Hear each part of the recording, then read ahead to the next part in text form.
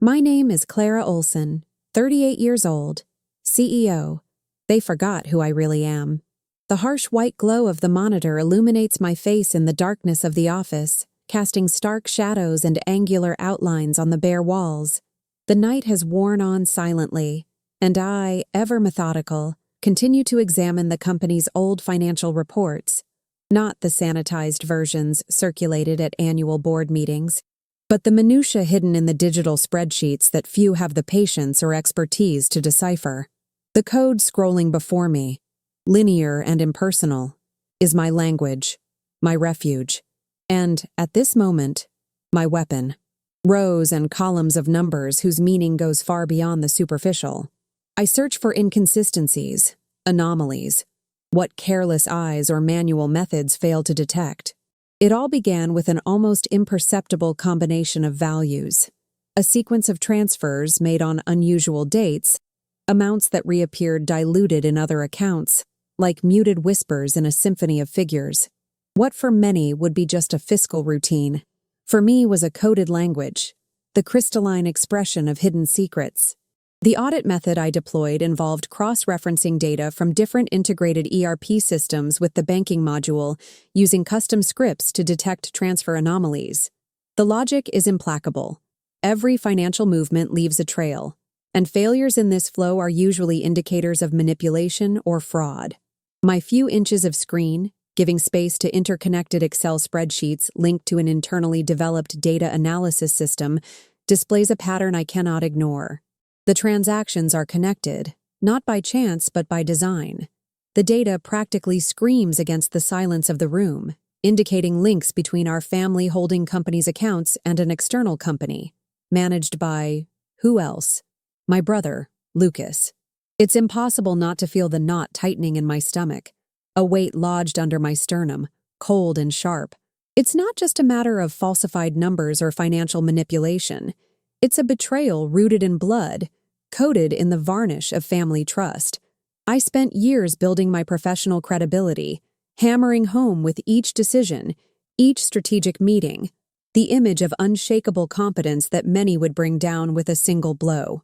Now, those same people who should be supporting me are immersed in the heart of this scheme, jumping to protect a name that never understood the value of my dedication. With steady fingers, I navigate the spreadsheets, mapping the transfers, connecting the data with temporal correlations and fictitious contracts. I see each number as a piece of a chaotic mosaic, which progressively reveals an uncomfortable truth. Each fraudulent tax code is not just a wrong figure, it's an indelible tattoo of disloyalty. It's a secret password to understand that my family legacy has been systematically denied. The precision of the language of fraud leaves no room for ambiguity. It's all there, in each digit. I mentally review the chronology of these irregularities, a fragmented mosaic in which each fragment was meticulously positioned to converge on a scheme that keeps Lucas as the direct beneficiary, always protected by the shield of the patriarch. The cold rationality that dominates my thoughts chills all the visceral emotions that could distract or weaken me. I know I cannot act impulsively, under the sway of anger or resentment, although they bubble silently beneath the surface. My mission now is to decipher the exact pattern of the betrayal, the illegal networks embedded in the corporate fabric. Not all that glitters is family gold. The weight of the truth I find is not a destination, but a challenge, a call to unveil the falsehood, to reclaim what has always been due to me, under the veneer of the cold logic that defines me. As the dawn slowly breaks, I continue to navigate this dry and implacable language, translating its somber message. They forgot who I really am. This thought resonates with enough force to keep my eyes keen and my mind sharp, because this discovery is not an end.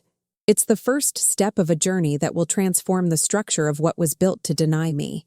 As dawn breaks outside, inside me a whirlwind of memories takes shape, insistent, impossible to ignore.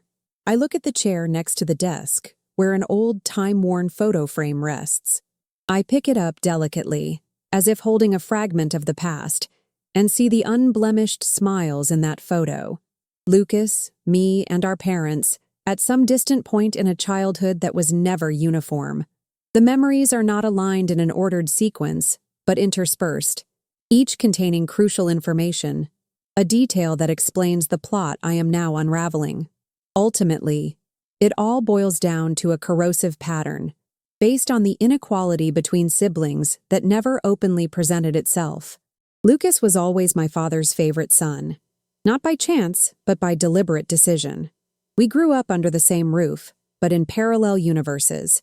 I remember the vacations he spent in expensive resorts, funded without restrictions, while I accumulated years of scholarships and hard work to try to compensate for the precariousness of paternal attention.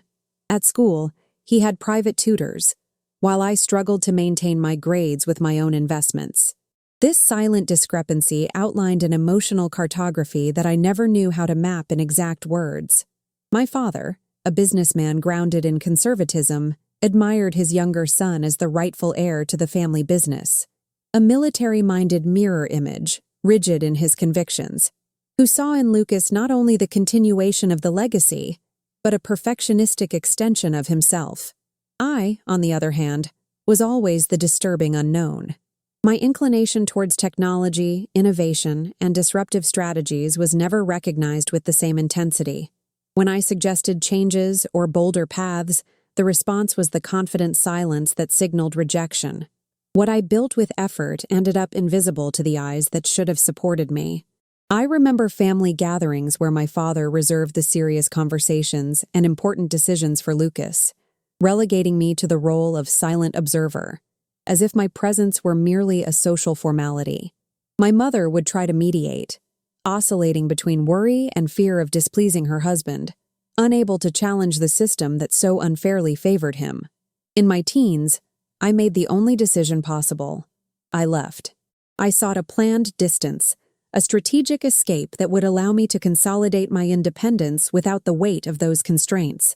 I moved to another city, embraced public university with what I had managed to achieve, forging a career in technology and software development, areas where my mind could flourish far from family prejudices.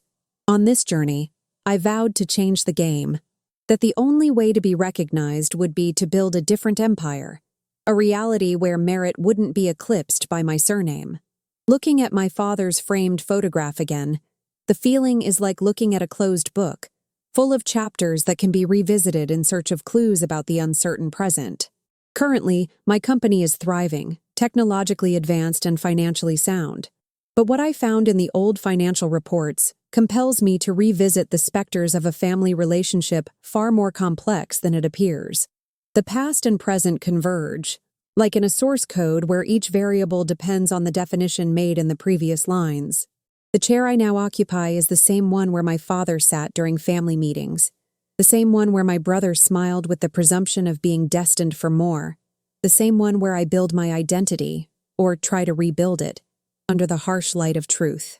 Even with all this internal narrative, I don't allow room for self-pity. History isn't an alibi, it's a map. Every memory, every emotional imbalance, every paternal decision that ignored me, composes the invisible refuge that gives me strength for the next step. Sitting in front of the screen, I take a deep breath and draw a line between emotion and rationality. The data doesn't lie, and can also guide me out of the fog of resentment into the clarity of investigation. As morning creeps into the corners of the room, I renew my commitment. Family injustice will not be a burden, but the fuel for my strategy. They forgot who I really am, but I won't forget what I need to do. Memories serve me not to relive pain, but to structure each step with precision. In the silence punctuated by the ticking of the digital clock, a decision forms with the clarity of an algorithm solving the seemingly chaotic complexity of the data. It's time to unravel, dismantle, and rewrite this story with my own hands. The room already gleams under the sunlight flooding the large office windows. My mind, however, remains immersed in the shadows of these recent discoveries, agile and relentless like an algorithm traversing a vast and complex database. The challenge now is to crystallize what was once an undefined mosaic into irrefutable evidence. I open my workstation and, with a firm touch, access the predictive analytics software developed by the internal team. One of the applications I created to map patterns and anomalous deviations in the company's financial flows. I configure a specific filter for the transactions that, months ago, aroused my suspicions. These are cross-referenced with external contract records and entries in the integrated management system. There's no room for error. My fingers fire off structured query language, SQL commands, searching for hidden relationships between financial tables and external data. What could be mistaken for noise begins to transform into a coherent sequence. Through time series analysis, I identify unusual spikes in certain periods that coincide precisely with the signing of atypical contracts in the parent holding company. Behind the coldness of the numbers, I realize the scheme isn't amateurish. Someone invested in masking the trails, digitally modified documents with altered timestamps, duplicate entries in different systems, some of them designed to camouflage cash outflows. It is here, at the intersection of this information, that the figure of another key player emerges. The holding company's trusted financial analyst, a name I had until now considered neutral. I decide to flag his recent history for a more in-depth analysis.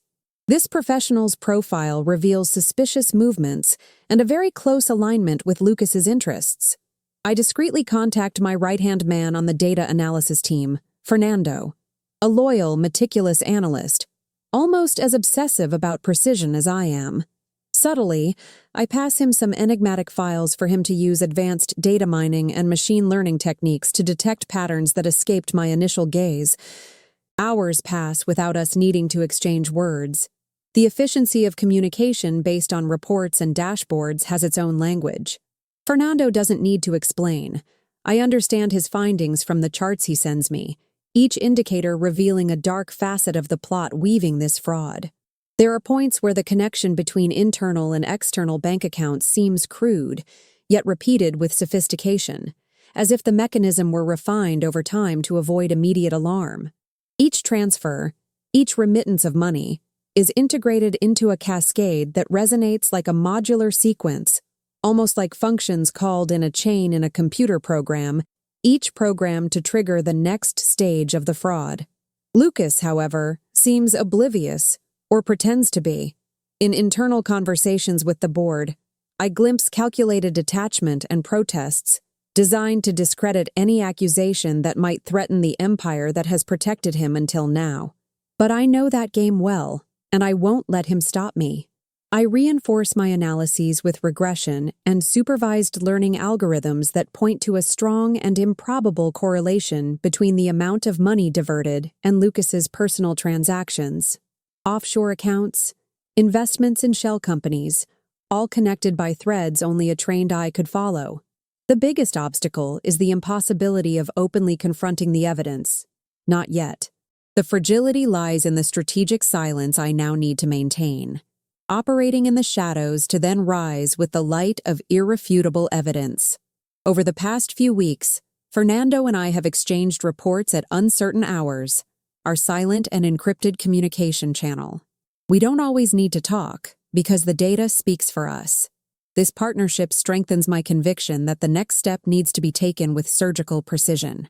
Observing this underworld of deceit teaches me new lessons about the bonds that unite power and betrayal. The transactions, like fragments of malicious code, intertwine in a web where a small error can bring down the whole construction. I know I don't have time to hesitate. Every byte of information obtained is a potential weapon that can thwart the scheme. I'm on the verge of a crucial moment, the transition from suspicion to conviction, backed by evidence that can no longer be silenced. The plan begins to take shape clearly. I calculate the variables with precision and prepare the moves, step by step, integrating data analysis into a larger strategy that will be the just response to this betrayal. They forgot who I really am, but I will never forget what I am capable of. As the days progress, the investigation I initiated deepens, and the previously scattered data begins to form a pattern too solid to ignore. Each glimpse of the unveiled truth brings to light more than just numbers and contracts. They are stories of silence, subtle manipulations, and calculated omissions that form the structure of the family's downfall. Lucas, aware of the shadow I've cast over his steps, remains calculatedly silent, using rehearsed protests to shine a light on my figure and try to delegitimize my mission. But my eyes, trained to decipher patterns, are not distracted by these rehearsed tricks. I understand that he wants to make it seem like I'm the one accustomed to obscuring facts, to deconstructing certainties, a cold attacker who threatens to bring down this family facade. But there, beneath the warm surface of his defense, I perceive the fissure, the growing discomfort that he struggles to contain with rehearsed gestures. To escape the forced narratives, I continue to explore the bowels of the company's information systems, relativizing data, building connection matrices that point directly to him. Each algorithm I apply typifies and quantifies the transactions and hidden relationships, not only identifying the direction of the money, but unveiling the modus operandi of the scheme, the chain that unites one end to the other, the link that transforms diversion into an empire. I use network analysis techniques to map the connections between shell companies, fictitious suppliers, and tax havens. These visualizations offer me a treacherous panel where nominal bags dissolve into points connected by lines, a web that seems fragile but is sustained by powerful interests. Lucas perceives these investigative movements, even if he doesn't reveal it in his expression. Subtle gestures betray the increasing attention to the hole he knows he's digging in his protection.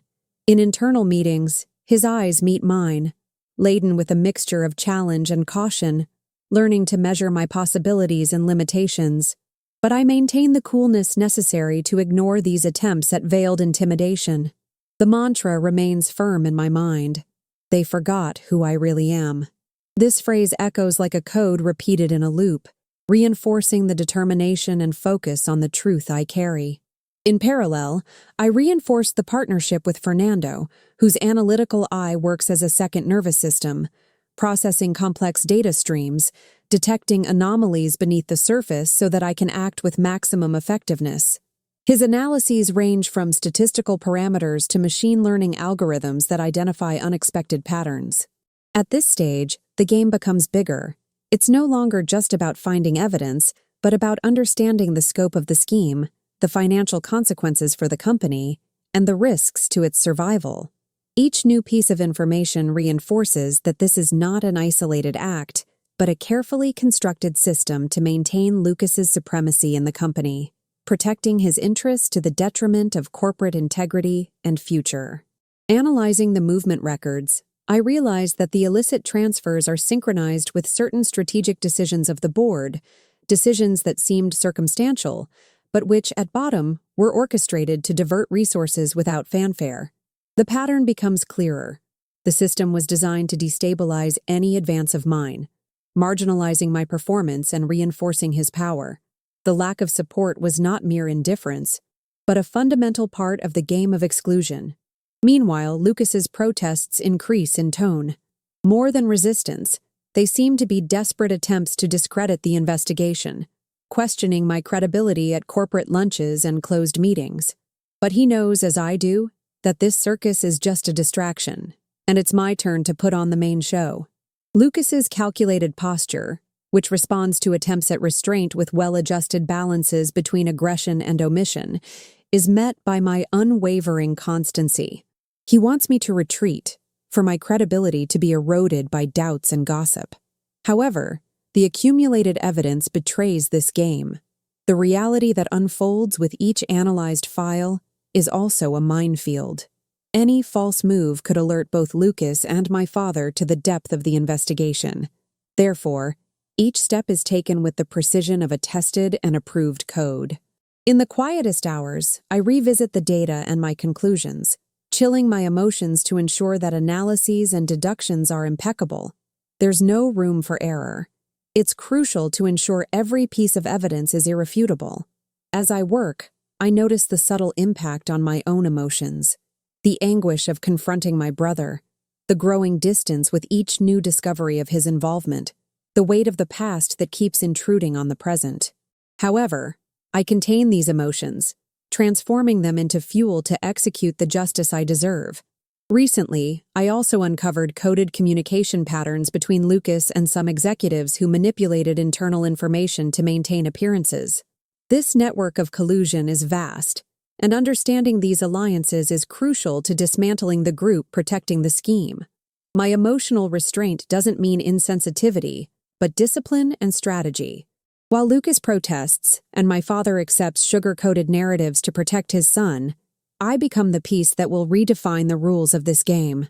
This whole process is a stark contrast to years of coexistence, where latent favoritism manifested itself without masks, while my presence was measured in terms of shadow, of silence. Now, with the power of data and technology on my side, I prepare to deliver a response that will reclaim my position with the precision of a system correcting its flaws. They forgot who I really am, but in my cold and detailed analysis, I keep burning the certainty that this forgetting will end in the face of irrefutable evidence. His protests will be ignored, his attempts at diversion dismantled. Because I'm not just the silent observer of that past, I'm the strategist who will give the future a truth that no one can deny. The final synthesis presents itself before my eyes as a riddle that, when deciphered, reveals the magnitude of the betrayal orchestrated under the veneer of family. There's no room for error now. Every byte, every line of code, every transaction I've mapped intertwined to form a complete picture. A silent lynching, a planned destruction of my position to ensure Lucas remains untouchable at the top of the company. For weeks, I worked on this phase with the precision of a virtual surgeon, dissecting plots, dismantling complex systems where the obvious camouflaged itself in the digital labyrinth. The reality that emerges isn't simple. It's a meticulous scheme, an assembly line of fraud that includes money laundering, document forgery, and the use of shell companies to conceal financial flows. Everything so clean and formally presented in numbers that could deceive a less trained eye. My analysis goes beyond the obvious. The service contracts, which should be legitimate revenue streams, are actually linked to entities controlled by Lucas's hidden allies, companies that exist on the surface only to legitimize fraudulent financial movements. These contracts, many signed at dubious hours and with clauses that could be detected by any minimally rigorous system, were carefully inserted to constrain resources and divert funds. The financial engineering of these transactions is complex and astonishingly effective. When the company's cash flow underwent external audits, these operations disguised themselves in smaller amounts, distributed over months, avoiding automatic alerts. Internal agents of the scheme used record manipulations, altering timestamps, adjusting logs so that fraud indicators remained under the radar. If, in other circumstances, these facts might seem disconnected, to me they are clear signals, fragments of a hidden narrative that emerges through the logic of data. The pattern is inevitable and cruelly explicit. Each of these discoveries has been documented with scientific rigor, cataloged in encrypted folders, an arsenal of evidence aimed not only at exposing, but at destroying the corrupt foundations that support Lucas's power. My gaze isn't limited to digital surfaces. I also investigate the intersection of these digital operations with the strategic decisions of the board, noting how certain resolutions were made under veiled pressure, driven by shady interests, ensuring the perpetuation of the family's hegemony over the company. Here, justice ceases to be an abstract concept and becomes a concrete and unavoidable mission. The heart of the silent lynching has a name and surname: deliberate manipulation, institutional sabotage, collusion to promote a fallacious narrative that benefited a single heir while silencing a diligent and visionary sister. The code, which until then was for me the language of innovation and progress, becomes, for a moment, irrefutable proof of injustice. It traces, with precision, the script that destroyed any chance of recognition for me. However, it is also this language that I allow to transform into my greatest weapon. There's no room for intermediaries or secrets. Each piece of evidence was systematically collected to be able to dismantle the empire of corruption they built. The methodical process allowed me to map the network of complicity that Lucas wove: strategic allies, disguised financial agents, operators who, under the guise of competence, hid shady interests. My mind coldly relives the steps orchestrated to enthrone my brother as the absolute ruler of the company, while my invisibility was maintained by unilateral decisions and prejudices disguised as tradition. I feel the sting of this betrayal, but I don't allow it to destabilize me. Emotion is not fuel for a plan that demands coldness and absolute control. At this stage, I continue working on the audiovisual documentation of the meetings, collecting recordings in which details of the conversations reveal intentions and strategies used to maintain the narrative of exclusion. Everything was connected with the financial manipulation, a dark orchestra where each hidden agreement reverberated in the destiny of the company and my own trajectory. Gradually, what seemed like a broken puzzle finds its exact pieces and gains an image of structural corruption, a family conspiracy that used the corporation's resources to suppress the only one who insisted on questioning the system. The realization is painful, but necessary. The system that rejected my merit was sustained by a carefully constructed fraud that not only stole assets, but also the truth about who I really am. However, each piece of information transforms into a step in my ascent to justice. The strategy I've outlined incorporates all this data into an irrefutable mosaic, which will be presented with the seriousness and scientific precision the case demands. My decision is final.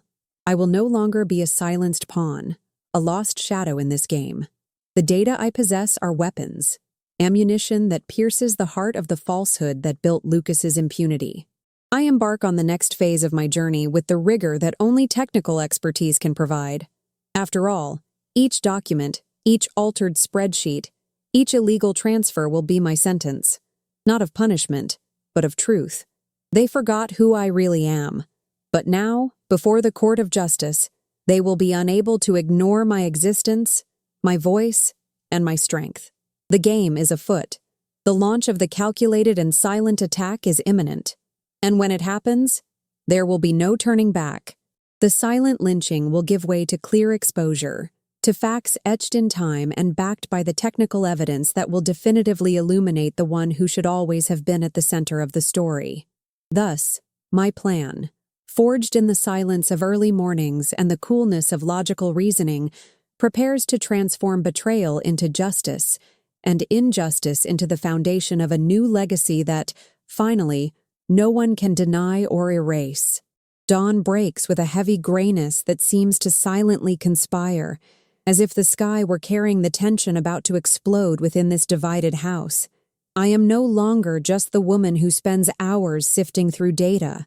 I have become the architect of a silent and precise coup. I have in my hands all the compiled evidence, digitized documents, refined spreadsheets that leave no room for interpretation or doubt. The moment I have anticipated since the first hours of the investigation finally arrives. The family meeting. The invitation to this meeting was sent with the calculated coolness that has characterized my steps from the beginning. Without grand gestures, the formal and controlled tone concealed the earthquake about to form in a room that for decades has been the stage for Lucas's unchallenged supremacy. I invited my parents and my brother to that table, where the truth would emerge from silence and take center stage with all the glory of undeniable reason. As soon as the room was ready, with the light softly entering through the tall windows, I could feel the weight of the atmosphere.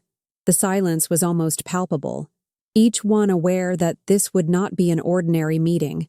My father, with the rigid stillness he has cultivated for a lifetime, kept his gaze fixed ahead. My mother, the mediator who has so often remained silent, had in her eyes a mixture of apprehension and resignation. Lucas, in turn, displayed his usual confident smile, as if he had forgotten that the board was finally turning. My voice, breaking the silence, was deliberately monotonous, without a single trace of emotion. I laid out the facts, lines and numbers serving as both ammunition and shield. We analyzed the tax records and transactions conducted over the past 5 years, I began, walking through the room as if I were presenting a cold report at a corporate meeting. We found consistent patterns of transfers to shell companies, accounts in jurisdictions that constitute tax havens, as well as altered documents to conceal these operations. As I spoke, I distributed copies of the reports, charts, and complex analyses. The silence of the room remained.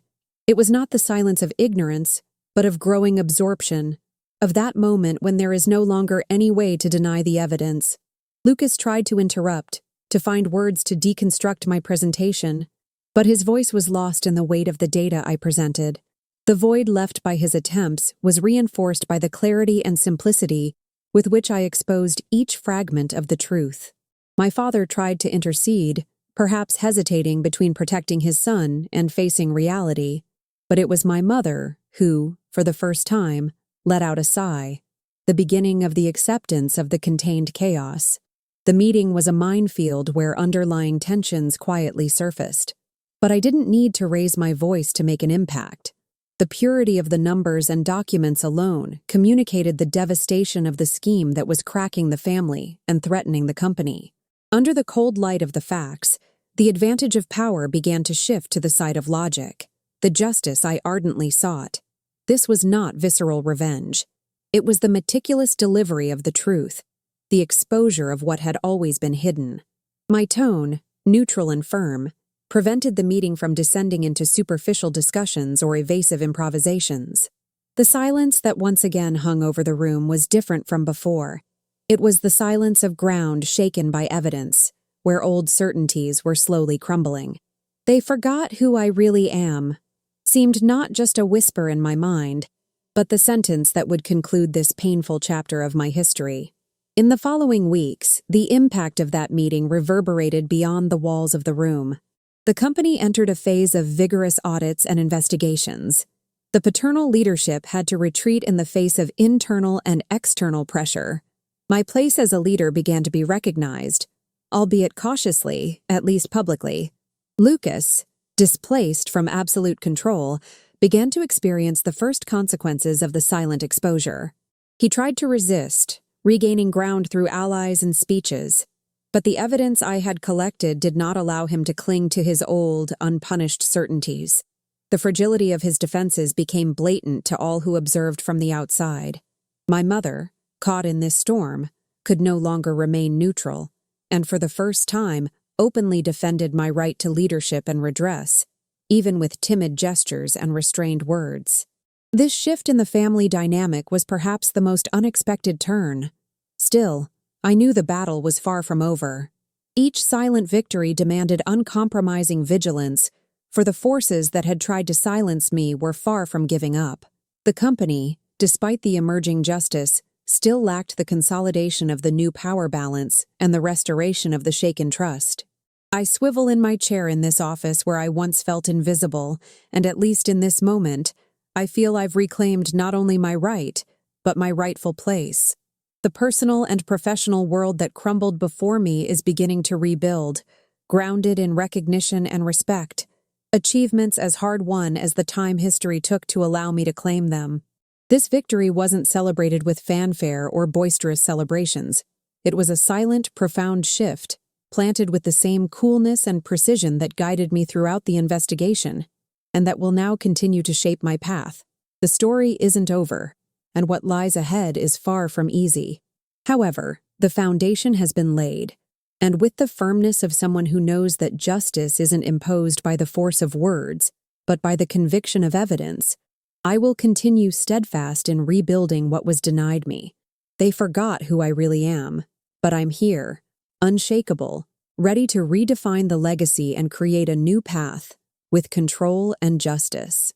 The office is quiet, except for the gentle hum of the air conditioner and the occasional click of the keyboard. I'm alone, watching the city beyond the window, a vast mosaic of lights pulsing with life. Distance gives me perspective, and that's what I need now to understand what I've achieved and what's yet to come. My chair slowly rotates, an almost meditative movement that returns me to the awareness of the present. I feel a mixture of weight and relief in my chest. The truth has finally come to light, and with it, the responsibility of sustaining the change that is taking shape. In assuming the new leadership of the family holding company, I understand that victory isn't a finish line, but the starting point for a profound transformation. It's not enough to reclaim what has always been rightfully mine. I need to rebuild the foundations, restore credibility, and regain the trust of employees, investors, and partners who were shaken by the instability of the past. My father, even still enveloped in his reserved silence, has yielded to the inevitable. His absence in the company hallways is a reminder of the passing of the baton. Though I know his legacy weighs on every decision I make, my mother, in turn, has become a quiet ally, her silent blessing a delicate bridge between past and present. Lucas remains distant. The defeat wasn't announced in words, but his withdrawal is palpable, an emptiness that seems to resonate in every room he used to traverse as the absolute ruler of what he always called his empire. His absence is, paradoxically, a resounding bang that marks the change. In strategic meetings, I notice the caution in their gazes, a mixture of expectation and apprehension, as if every decision of mine is meticulously evaluated under the lens of suspicion that doesn't dissipate easily. But the competence and clarity I demonstrate disarm the questions before they can even be formulated. I've reunited my team with renewed energy, delegating responsibilities, encouraging transparency, and implementing rigorous governance protocols that were previously ignored. Implementing stricter control systems isn't just a technical necessity, but a sacred commitment to myself and the legacy I intend to leave. Time reveals small, significant gestures, positive feedback from employees, the return of confidence in meetings with shareholders, the gradual feeling that the company is breathing fresh air, far from the shadows and manipulations that insisted on keeping it captive. I don't celebrate out loud, nor do I allow satisfaction to distract me from the constant work. I know that hard-won justice comes at a price, and that the abuse of power I exposed can leave deep scars, both in the company's structure and in family relationships. Therefore, I choose prudence, the balance between past and future, without repeating mistakes or allowing resentment to obscure the horizons. My stance is that of someone who understands the complexity of the open wounds, but also the strength needed to heal them. As I observe the unfolding panorama each day, I know that the cycle symbolically closes, but my mission is far from over. To create, innovate, lead with ethics, these are the next steps I will design. They forgot who I really am. This phrase now echoes not as a complaint, but as a testament to my resilience. Because the greatest achievement wasn't the exposure of the betrayal, but the reconstruction of a story that seemed lost, and that now is renewed in my hands. The future is open, a blank code ready to be programmed according to the values I have chosen as legitimate. And it is on this fertile ground that I decide to put down my roots, with the coolness of strategy and the complexity of the feelings I have learned to manage. As I rise from my chair, ready to face whatever comes, I feel the certainty that my place has not only been regained, it has been defined, a space that no one can erase, because now I fully belong to it. End of the cycle, beginning of the true challenge.